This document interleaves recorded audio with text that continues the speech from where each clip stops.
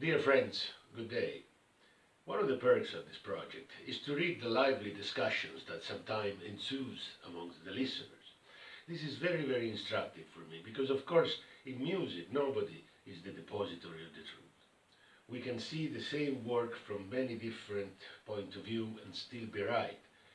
In this, music is quite easily the most democratic of all arts.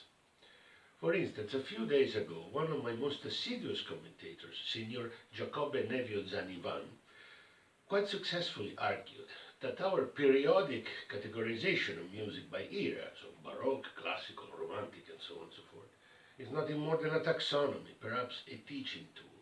Now, I've thought about it for a few days, and I must say, I tend to agree with him. I certainly know romantic pieces of music that sound Baroque, and vice versa. Domenico has already given us some indication of this. Now, the interpretation of music, of course, requires a minimum of analysis, and it is very difficult to know when to stop. You do too little analysis and you're superficial. You do too much analysis and you run a serious risk of basically suffocating the music with it, getting into what I call analysis paralysis. It takes experience to know also when to stop things. This, of course, completely dissipates when we are in front of a masterpiece.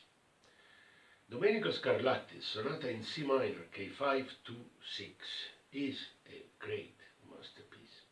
It's a contrapuntal fantasia which begins in a very stern, severe style. Now, it is in the nature of fugal writing to be exponential. You begin with one voice, then you add another voice, and then another, and therefore the music gets the impression of something growing. And this is exactly what Domenico does for the entire first page of the sonata. The certain point is on top of the world, and he needs to come down. And he's a genius. So he writes the most beautiful, heartbreaking passage with which he brings back the music to the sort of calmer atmosphere and closes the first half of the sonata. In the second half, he opens up again with some pretty flashy scales, which are then followed by a startling passage in double trills in both hands, which sound like a scream. I must say that the entire tone of the sonata is one of bleak desperation, and these double trills, perhaps, are Domenico's way to underline the complete, as I said, desperation of this music.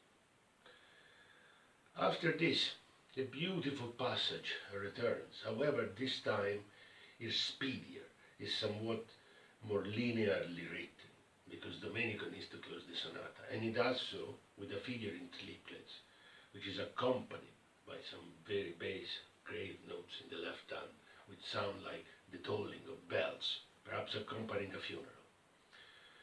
This is a very vivid piece of music. It's not particularly demanding technically, but musically is a little bit of a minefield. In my opinion, this is the work of a truly great master.